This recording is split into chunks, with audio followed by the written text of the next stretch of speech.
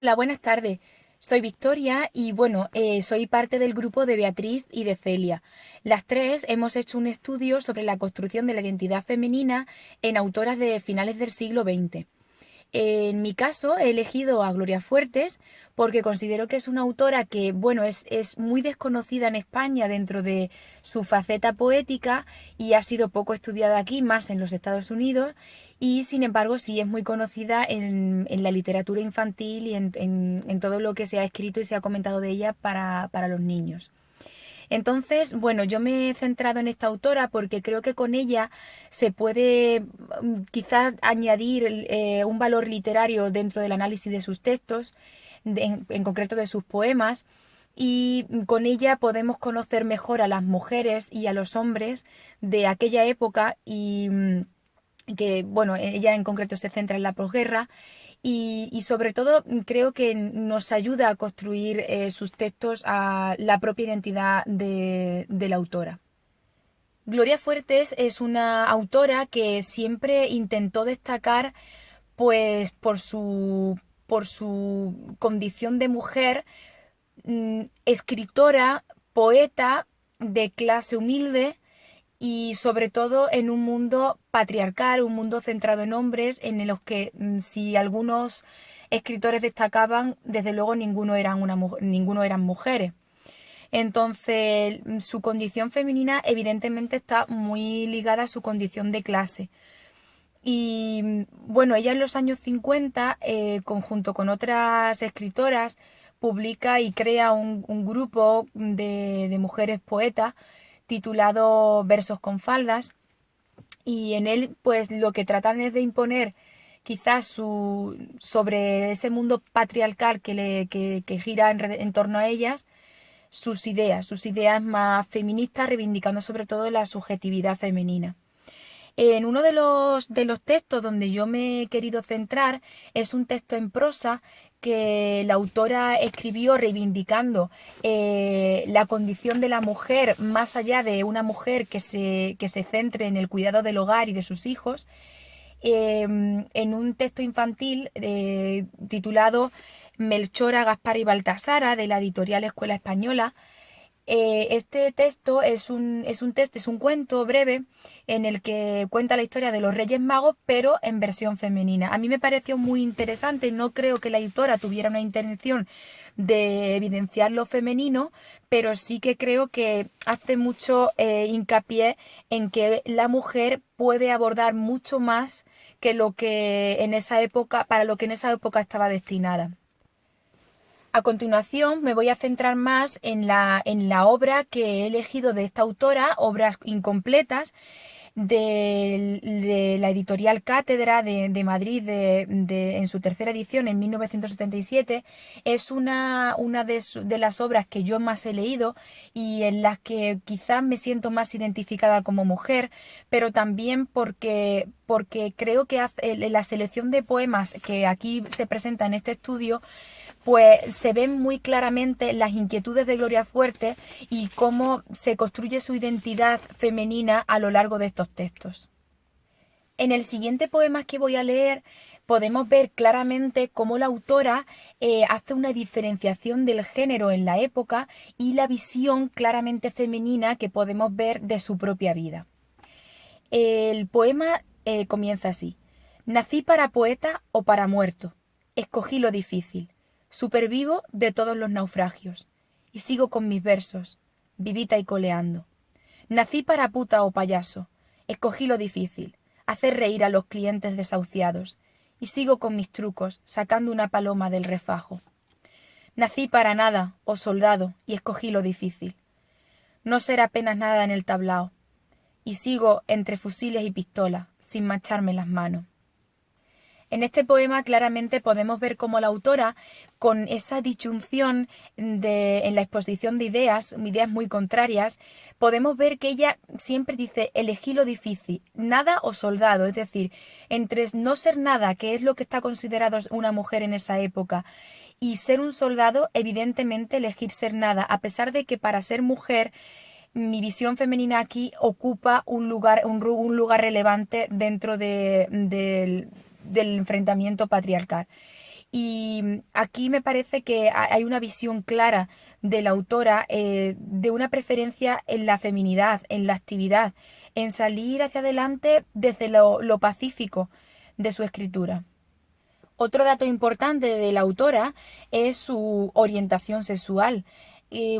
Claramente Gloria Fuerte mantuvo una relación sexual con una mujer estadounidense y ella, bueno, en algunos de sus textos en esta época deja muy claro que su orientación sexual también le reivindica como mujer.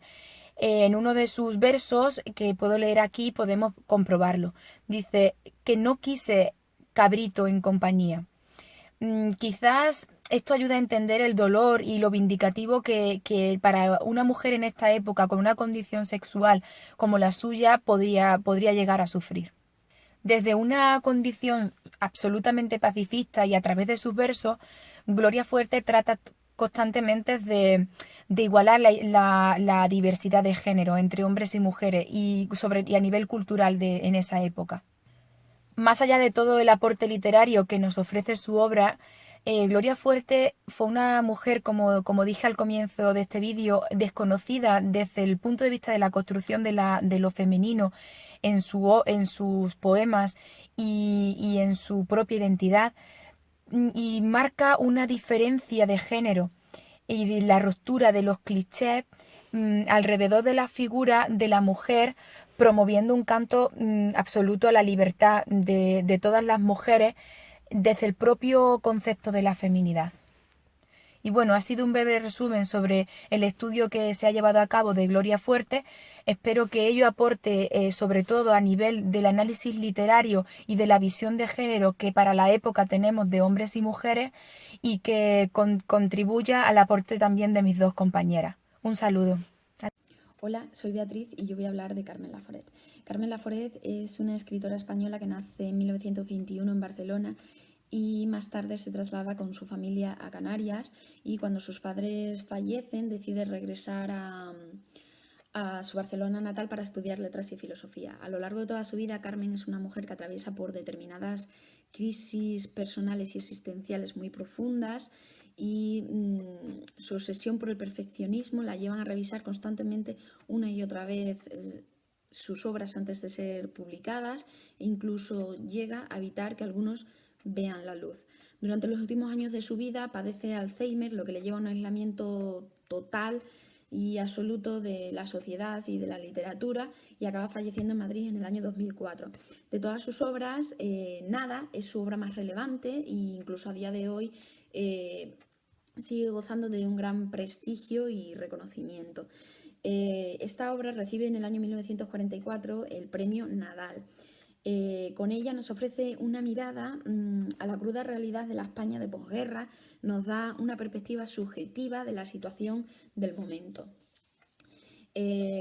Nuestra autora con esta obra se encuadra en el expresionismo para recalcar las dificultades de una adolescencia en búsqueda de su propia identidad en los primeros años de la dictadura. Asimismo, la protagonista busca poder pasar las restricciones que le son impuestas a las mujeres durante esta época. La ansiada emancipación de la mujer la podemos observar con el traslado de Carmen tan joven a Barcelona y los posteriores continuos traslados de una ciudad a otra. Esta búsqueda de libertad se interpreta como una lucha contra la sociedad. Esta novela nos ofrece una intriga psicológica, ya que las relaciones sentimentales no son resueltas en ningún caso. Los personajes presentan una inmensa complejidad emocional. Destaca también la utilización de recursos literarios que ayudan al lector para hacerse una idea de las impresiones y sensaciones de la protagonista. Se ha dicho de esta obra que se trata de una obra autobiográfica porque contiene muchos paralelismos con lo que fue la vida de la autora. Por ejemplo, tanto Andrea como Carmen viven en Barcelona por una temporada, ambas pierden a su madre, y se puede ver otro paralelismo entre la madrastra de Carmen y la tía Angustia. Prácticamente Andrea pasa por las mismas etapas que Carmen durante su juventud. La vida de la protagonista es casi un relato de la vida de la autora. Aquellas desavenencias que van viviendo tanto Carmen como Andrea irán construyendo poco a poco su propia identidad, convirtiéndolas en jóvenes rebeldes e inconformistas, dispuestas a enfrentarse a la vida por sí mismas en una lucha por su independencia.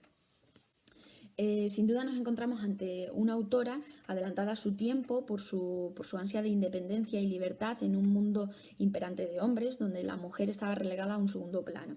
Este estilo de esta obra supuso una novedad en en el mundo literario de la época. A través de la imagen de Andrea muestra el lado oscuro de la España del momento, los aspectos más desagradables y sórdidos. La fuerza de nada reside en la construcción de ese nada que constituye la vida de Andrea, tal y como ella lo narra. La protagonista se ha dicho que es una chica rara caracterizada por su propio hermetismo. El hecho de que en la narración apenas haya descripción de su aspecto físico o de sus rasgos es una muestra de la subjetividad. La realidad prácticamente la podemos percibir a través de su punto de vista. La novela es narrada desde la perspectiva de una chica de 18 años. La protagonista llega a Barcelona con su maleta llena de sueños e ilusiones, pero realmente se encuentra con la triste realidad y con que su estancia allí será una pesadilla, de la imagen en su mente del paraíso al infierno. El primer encuentro con su familia provoca en ella una asfixia que irá con ella a lo largo de toda la obra hasta que se va de Barcelona. Andrea se trasladó allí en busca de una vida nueva, deseando hallar el amor, el interés profundo y la alegría, pero sobre todo la libertad. Uno de los personajes en esta obra representan la sociedad española del momento y los instintos básicos por los que se suele regir el ser humano. Estamos ante una obra donde el mundo femenino es el principal foco de atención. Este mundo acapara toda la obra. Los hombres quedarán relegados a un segundo plano, casi desdibujados. El círculo en el que se inserta la casa de Aribau es embebido por el equipo femenino, que son los personajes principales. Por ejemplo, la tía Angustia supone un personaje paralelo a la madrastra de Carmen. Trata de ser controladora con Andrea, la coarta su libertad, representa el poder, la autoridad, la represión, es imponedora de la falta de libertad de la mujer, es la típica mujer solterona y frustrada. Andrea muestra un interés por Gloria, pero a medida que avanza la acción ese interés queda desdibujado porque se trata de una mujer impulsiva que esconde un pasado. Ena es la amiga íntima de Andrea de la universidad, representa un mundo totalmente distinto al que está acostumbrada nuestra protagonista, sobresale por su inteligencia y confianza en sí misma y representa un modelo de conducta para nuestra protagonista. Este personaje supone la llave a un mundo distinto y a la vez ansiado por Andrea. Esta relación supone una apertura al mundo de la amistad femenina para nuestra protagonista. Desde mi punto de vista, esta amistad resulta un tanto interesada por ambas partes, ya que se acercan la una a la otra por interés, Ena por la diferencia de clase entre ambas y porque su vida y su entorno social le resultan aburridos, y Andrea porque la vida y el entorno de Ena es un sueño para ella. La protagonista de todo esto simplemente buscaba hacer amigos. A lo largo de la novela nos encontramos también con personajes masculinos, aunque con menos relevancia. Tenemos a Pons y tenemos a Ramón, que son los que adquieren en determinados momentos determinada importancia. Por ejemplo, Pons cuando se tambalea la amistad entre Ena y Andrea, y Ramón cuando en ciertas situaciones Andrea se siente maravillada y fascinada por sus dotes artísticas y pasa ratos con él en la guardilla. Lo que realmente está claro es que todos estos personajes pertenecen al año académico que Andrea va a pasar en Barcelona y van a influir para bien o para mal en su progresión personal. Al finalizar el curso, con la pérdida de los sueños e ilusiones iniciales y cargada de frustración, Andrea se traslada a Madrid, al igual que nuestra autora, convertidas en mujeres libres por dejar atrás tantos horrores, tanta tristeza y depresión. Este acto refleja la madurez de la protagonista y la despedida de su tía será la primera fase de esa maduración. La autora, a través de estos personajes, nos enseña las duras consecuencias de la guerra civil española, nos dejó en la época. Es la muestra de un país destruido y dividido. Es una obra que cuenta con una gran carga de contenidos ideológicos encubiertos. En todas las obras de nuestra autora podemos observar ese anhelo de libertad femenino imperante en nada, visible tanto en la construcción de los personajes como en los propios títulos. Precisamente Carmen era uno de los escritores de la época preocupados por las limitaciones de la mujer en la sociedad del momento. Finalmente, Nada es una novela de posguerra que supone una novedad en la literatura de la época porque se crea una trama enmarcada dentro del tremendismo y el expresionismo. El tema principal es el anhelo frustrado por diferentes motivos de la protagonista por conseguir su libertad, independencia e identidad, planteado como una lucha en soledad contra la sociedad del momento. Hola, me llamo Celia, pertenezco al grupo de Beatriz y Verónica. Nuestro trabajo de investigación va sobre las desconocidas. Mi autora es Emilia Pardo Bazán, nace en La Coruña. Desde su infancia fue una gran lectora y a partir de los 9 años empieza a escribir sus propios versos. Emilia viaja con su familia por Europa y lo hace para acercarse a los autores extranjeros, incluso aprende varios idiomas. Fue madre joven, nació su primer hijo Jaime y publica un libro de poemas titulado Jaime como su hijo. Colabora en revistas y periódicos, crónicas de viajes, artículos, ensayos y cuentos. Era una mujer de clase alta. Em, Era consejera de la instrucción pública. Fue socio de la Sociedad Madridense de Amigos del País. Fue nombrada catedrática de la literatura contemporánea de lenguas neolatinas en la Universidad Central de Madrid. Muestra que es una mujer de una alta posición social.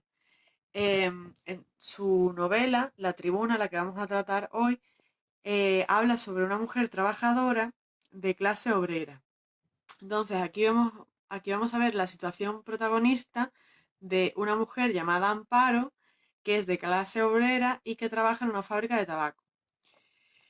Aquí podemos ver cómo el texto refleja el estado real de la mujer que lucha por sus ideales políticos.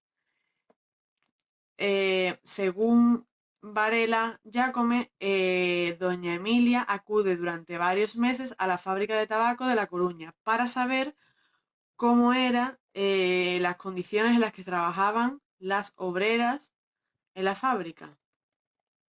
La historia se desarrolla en Marineda, que es un nombre inventado por la autora para referirse a La Coruña, en la época de la Revolución de 1868.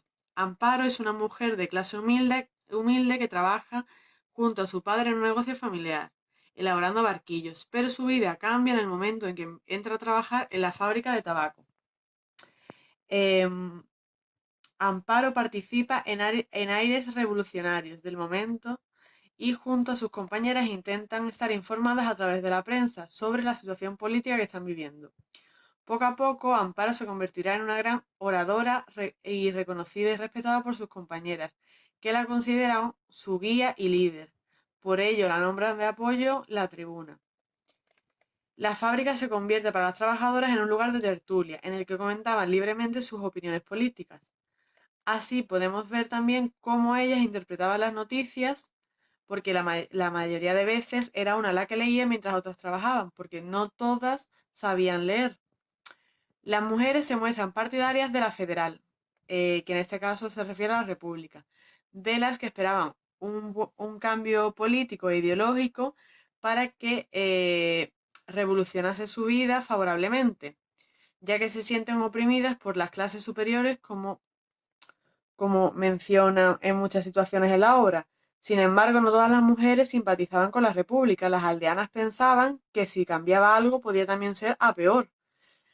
Amparo cobró mucha importancia política, ya que un día que iba por la calle oyó a dos hombres comentar: esa es la cigarrera guapa que amotina a las otras. En su barrio todos la nombraban porque era poco frecuente que una mujer hablase tanto de política y supiese tanto de política como en este caso nuestra protagonista. La ambición política de Amparo va aumentando y entra en el mundo de la política que hasta ese momento era exclusivo para los hombres. Participa en un banquete en el que el Círculo Rojo ofrecía a los delegados de Cantabria y Cantabria Alta, defensores de la República. Todos los hombres allí presentes expresaron con sorpresa su beneplácito por la intervención de Amparo. Esta chica parece la libertad, decían.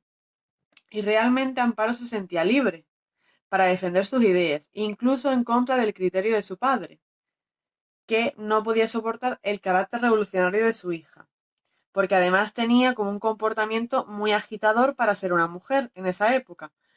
Su actitud rebelde la lleva a enfrentarse a la voluntad de su madre, porque su madre quería que se casase con Chinto, que era un hombre de clase social obrera, que hacía barquillos, pero ella considera que no solo por ser de la misma clase social y ni siquiera estar enamorada tiene que casarse, porque además ella como que tenía muchas ansias de aprender y lo veía a él que simplemente quería formar una familia y no se preocupaba por la política. Entonces Amparo rechaza el matrimonio porque ella dice que no es el hombre adecuado para ella. Y su madre se enfrenta a ella porque dice que lo mejor que le puede pasar es que una cigarrera se case con un hombre que hace barquillos, porque así tendrá un negocio familiar. En época de carnaval, las cigarreras formaban divertidas comparsas, se disfrazaban en algunos casos de hombres, cantaban y bailaban alegremente. Entonces, incluso ellas en la obra se disfrazan de hombres porque así se sienten que pueden beber, que pueden bailar, que pueden cantar, se sienten más libres. En otra ocasión, las cigarreras acudieron a las fiestas llamadas las comiditas, que es como una especie de romería en la que se celebraban todos los años, en la que comían, bebían, cantaban y bailaban. Entonces, en ese momento se le acercaron dos hombres que intentaban enseñar sus ideas protestantes a Amparo y a una amiga, y que estaban en desacuerdo con lo que ellas pensaban, y ellas reaccionaron de forma violenta. Esto también no es lo habitual, o sea, normalmente la mujer no opina delante de los hombres porque siente que puede ser juzgada, que su opinión no vale la pena. Entonces, desde el punto de vista social, no estaba mal visto que las cigarreras participaran en los festejos locales, pero tampoco era lo habitual. Amparo conoce en una de estas fiestas a Baltasar, que era un joven que pertenecía a una clase acomodada. Amparo se encuentra precavida, intenta no fijarse en él, porque sabe que los hombres de las altas clases sociales se aprovechan de las mujeres y lo que hacen es jugar con ellas. A pesar de todas las advertencias que ella misma sabía y que sus amigas le comentaron, Amparo cae ante el juramento de matrimonio que le hace Baltasar. Cuando ella se da cuenta de la falsedad de sus palabras, se siente desgraciada porque además la familia de él tampoco la quiere a ella. Y entonces ya sus charlas no van tanto sobre sus ideas políticas, sino sobre la diferencia que existe entre pobres y ricos.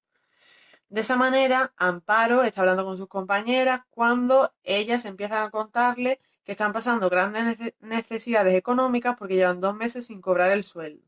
Y entonces Amparo les anima a que participen en la huelga y que no vayan a trabajar a la fábrica. Entonces aquí también vemos que ella participa en las injusticias sociales junto a sus compañeras. Baltasar rompe su relación con Amparo y comienza a cortejar a una mujer que era de su misma clase social. Amparo se queda embarazada y tiene un hijo de él y manda a Chinto para que hable con Baltasar, que Chinto era la persona que le propuso matrimonio, pero que ella le dijo que no, para ver si, diciéndole a Baltasar que tiene un hijo suyo, cambiaría su opinión. No recibe ninguna respuesta, entonces ya se convierte en madre soltera. Entonces, a lo largo de esta obra, la protagonista se manifiesta como una mujer luchadora y que lidera huelgas cuando no está de acuerdo con una injusticia social, porque ella sentía que la oprimían a ella y a sus compañeras. Entonces, La Tribuna es una obra que muestra la importancia de la formación de las clases inferiores. Para ello, toma como protagonista a una obrera, Amparo, y la convierte en una dirigente social que trata de movilizar a las mujeres trabajadoras para que demanden sus derechos al patrón. Entonces, la obra reúne muchos problemas que repercuten a la mujer, como la falta de estudio, porque no todo el mundo en esa época había estudiado. Critica a la mujer que desempeña un papel distinto al asignado por la sociedad. Otro problema era la influencia familiar en el destino de la mujer, es decir, que la mujer no puede decidir lo que quiere hacer con su vida, sino que tiene que seguir las pautas de la madre o del padre. Y luego, ante estos obstáculos, Emilia Pardo Bazán crea a su protagonista, Amparo, dotándola de un carácter luchador, porque busca la formación por motivación propia, no trata de formarse para poder optar a un matrimonio con una persona de clase alta. Defiende su libertad política frente a la oposición familiar. Como hemos visto, el padre no está de acuerdo con sus ideologías. Reivindica sus derechos laborales mediante la huelga. Ella es la que incita a sus compañeras a que realicen la huelga porque sabe que es un derecho que tienen. Elige libremente al hombre por amor y no simplemente porque sea de su misma clase social. Se considera con las mismas condiciones que un hombre es madre soltera frente a una sociedad que la discrimina por ser madre soltera. Entonces, vemos que Emilia Pardo Bazán crea un personaje que reivindica la igualdad de la mujer con el hombre, que reivindica que en esa época no tenían todos los derechos, pero aún así crea una protagonista que lucha por esos derechos. Y con esto se terminaría nuestro trabajo, que habla sobre las desconocidas.